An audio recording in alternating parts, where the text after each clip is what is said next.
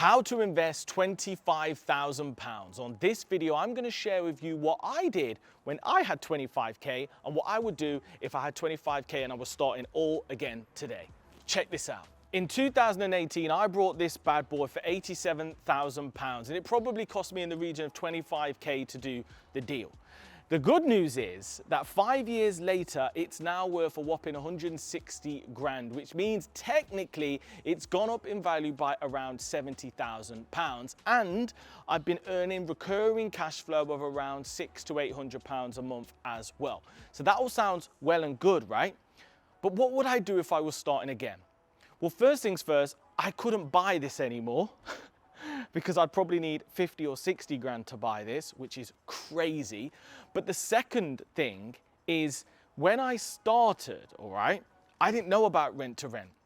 So I didn't know what I could do with that initial money. Remember, I brought this, I sold my car. I remember I sold my car, I lent some money off my parents and I brought this bad boy, all right?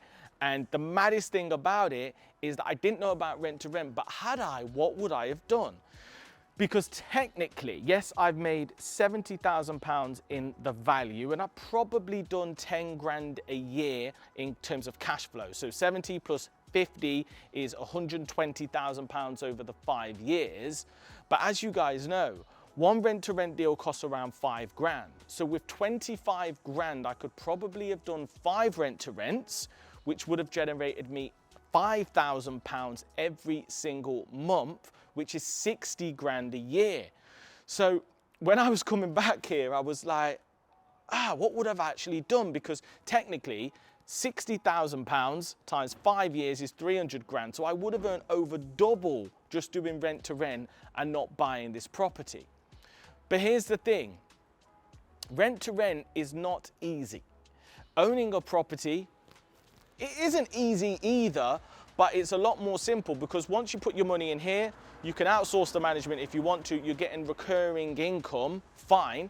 But what is the problem? The main problem here is that you run out of money and you can no longer actually increase your cash flow. Because if you put 25 grand into an asset like this, you then wait into refinance, which could take 2 to 5 years. On top of that, this is the scary thing. When I brought it, the mortgage on this was 200 quid. Now, my mortgage is nearly £600 because of the high interest rates that are killing the buy-to-let market completely. So, what does it mean for you? Break it down. If I was starting again right now with £25,000, I would be doing 2 things. Number one, I would be looking into rent to rent in my area and thinking, is there a way of me earning 5 grand a month, which is 60 grand a year, saving half of that, which is 30, and then looking at buying something 100%. The second thing is, if you're really time poor and you've not got the impetus to get in there and source properties and manage properties and do rent to SA, rent to HMO, then you need to see if it's even possible to buy a house for 25 grand in your area. And if not, you might have to look up north. And before I end this video, I know what some of you are thinking, but Simon, you're just stood outside of a random property. Do you really own it? Trust me, I purchased this property. I do own this property. That is my sign, okay? That's my brand, that's my management company. Do your due diligence. No, I can't get in right now, and it is fully tenanted, but trust me, this stuff is real. Find this useful, subscribe, and I'll see you in the next one.